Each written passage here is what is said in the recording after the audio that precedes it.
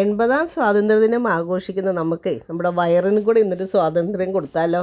ഈ എണ്ണപ്പലഹാരത്തിൽ നിന്നും മസാലകളിൽ നിന്നും കൃത്രിമ കളറിൽ നിന്നും ഒക്കെ ഒരു മോചനം കൊടുത്തിട്ടേ ഒരു ആവിയിൽ വേവിച്ച ഒരു ഇൻഡിപെൻഡൻസ് ഡേ സ്പെഷ്യൽ അപ്പമാണിത്. ഒരേ മാവ് വെച്ച് 2 തരത്തിലാണ് ഈ അപ്പം ഉണ്ടാക്കുന്നത്. ഇത് സ്കൂളിൽ പിള്ളേർക്കും ഓഫീസിൽ പോകുന്നവരൊക്കെ കൊണ്ടുപോയാലേ അവർ സ്റ്റാറാകും അവിടെ. അപ്പോൾ ഇതെങ്ങനെയാണ് ഉണ്ടാക്കണമെന്ന് നോക്കണ്ടേ നമുക്ക്? ആദ്യം തന്നെ ഞാനൊരു 2 കപ്പ് പച്ചരി ഒരു 4 മണിക്കൂർ കുതിർത്ത് വെച്ചിട്ടുണ്ടായിരുന്നു. അത് ആവശ്യത്തിന് വെള്ളം ഒഴിച്ച് നല്ല മഷി പോലെ അരച്ചെടുക്കണം. പിന്നെ വേണ്ടത് നമുക്കൊരു അരമുറി തേങ്ങയാണ്. അതിലോട്ട് തേങ്ങാവെള്ളം കൂടെ ചേർക്കുന്നുണ്ട് ഞാൻ. തേങ്ങാവെള്ളം, 1 കപ്പ് ചോറും, ഒരു 6 ഏലയ്ക്ക, ഒരു 1/2 സ്പൂൺ ഈസ്റ്റ്, ഒരു 5 സ്പൂൺ പഞ്ചസാര. മധുരത്തിന് ആവശ്യത്തിനുള്ള പഞ്ചസാര ചേർത്തോണം ഓരോരുത്തരും. പിന്നെ ആവശ്യത്തിന് വെള്ളവും കൂടി ചേർക്കണം. ഇത് അരയ്ക്കാൻ വേണ്ട, തേങ്ങാവെള്ളം കുറച്ചല്ലേ ഉള്ളൂ. ഇതും കൂടെ ചേർത്ത് നന്നായിട്ട് അരച്ച് കൈ കൊണ്ട് ഇത് നല്ലപോലെ മിക്സ് ചെയ്ത് വെക്കണം.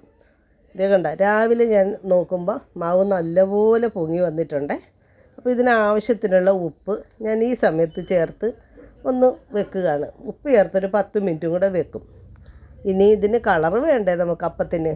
അപ്പോൾ ഒരു പാത്രത്തിലോട്ട് ഞാൻ വെള്ളം ഇട്ട് തിളയ്ക്കുമ്പം പാലക് ചീര ഞാൻ ഇടുകയാണ്.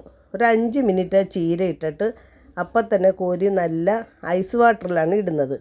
ഇതിങ്ങനെ ചെയ്യുന്നത് എന്തിനാണെന്നറിയോ? ആ ചീരയുടെ കളറൊക്കെ പോകാതിരിക്കാനാണ്. അതേപോലെ തന്നെ ഞാൻ ക്യാരറ്റും ചെയ്യുന്നുണ്ട്. തിളച്ച വെള്ളത്തിലിട്ട് അത് 5 മിനിറ്റ് അല്ല, ഒരു ഇച്ചിരിയും കൂടെ നേരം ഇട്ടിട്ടുണ്ടായിരുന്നു. എന്നാലൊരു 7-8 മിനിറ്റ്. അത് കഴിഞ്ഞ് അതും തണുത്ത വെള്ളത്തിലോട്ട് കോരി വെച്ച് ഇത് രണ്ടും മിക്സിയുടെ ജാറിൽ അരച്ച് സെപ്പറേറ്റ് എടുക്കുന്നുണ്ട്. അങ്ങനെ ഈ മാവ് ഞാൻ ഇന്നത് 3ആയിട്ട് മാറ്റി വെക്കുകയാണ്.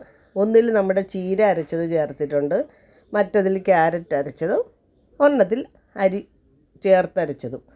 അങ്ങനെ 3ഉം കൂടെ ചേർത്ത് ഇനി ഒരു ഇഡലി പാത്രം അടുപ്പ് വെച്ച് വെള്ളം തിളയ്ക്കുമ്പം ഒരു സ്റ്റീൽ പാത്രത്തിൽ ഞാൻ എണ്ണ ഒഴിച്ചിട്ട് ആദ്യം തന്നെ നമ്മുടെ ആ പച്ച കളറിലെ മാവ് ഒഴിക്കുകയാണ്.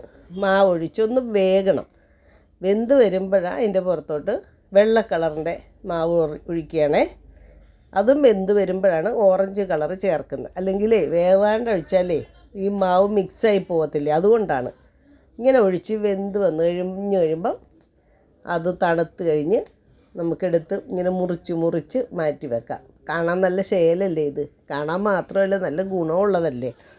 പിന്നെ ഈ മാവ് കൊണ്ട് തന്നെ ഞാൻ 3 കളർ വെള്ളയപ്പം കൂടെ ഉണ്ടാക്കുകയാണ്. അത് ഓരോന്നായിട്ടാണ് ഉണ്ടാക്കുന്നത്. ഞാൻ ഇതേപോലെ തന്നെ ഉണ്ടാക്കാൻ നോക്കി, ഒരു കളർ ഒഴിച്ച് അതിൻ്റെ പുറത്ത്. പക്ഷേ അപ്പോഴേക്കും അടിയിലത്തെ അപ്പം കരിഞ്ഞു പോണ്. അപ്പം ഞാനത് മാറ്റിയിട്ട് സെപ്പറേറ്റ് ആയിട്ട് 3 വെള്ളയപ്പം കൂടെ ആ കളറിൽ ഉണ്ടാക്കി വെച്ചിരിക്കുന്നതാണ്. അപ്പോൾ എങ്ങനെയുണ്ട് നമ്മുടെ ഇൻഡിപെൻഡൻസ് ഡേ സ്പെഷ്യൽ അപ്പം?